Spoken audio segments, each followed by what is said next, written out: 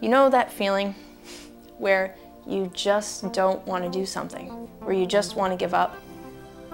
That feeling where you're absolutely spent and you can't imagine dragging yourself beyond that moment, right?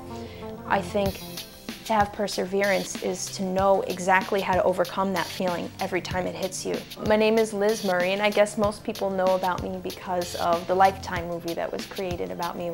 I was born in the Bronx, and both of my parents were hippies. They had kind of done the New York City party scene thing, and then by the time the early 80s came around and my older sister Lisa and I were born, their hippie disco dancing thing had become a drug habit. And so Lisa and I grew up in a home where our parents were heavily addicted to drugs. They weren't careful. And my parents were using needles really freely. And my mother informed me one day that she had contracted HIV.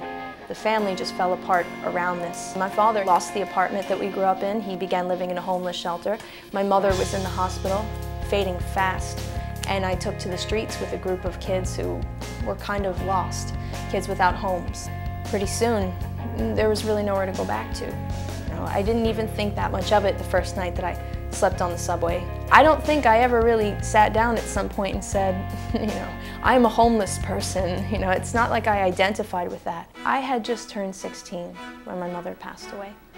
And I don't think that I had a full understanding of what was happening inside of me, but I feel as though it really began that day.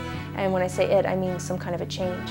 And so when she passed away, I had that touch. I did feel what it's like to see life there one minute and have it completely squashed and gone the next. And I did feel robbed. I realized basically that my time is limited. And I just said, if I keep going like this, I'm gonna end up wasting my life too.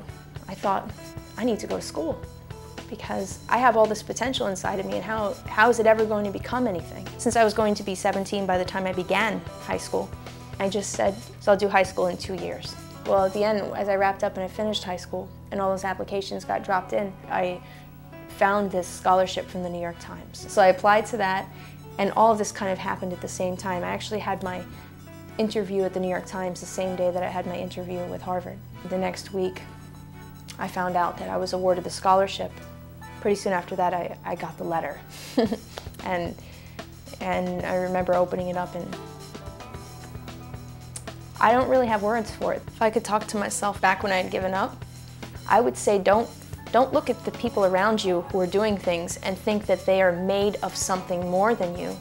They learn some stuff and they're putting it to use, and they're probably willing to work really hard for it, but they're not made of anything different than you are. Don't get psyched out. So long as you're willing to work past the point where you feel you have absolutely nothing left inside of you, that's perseverance.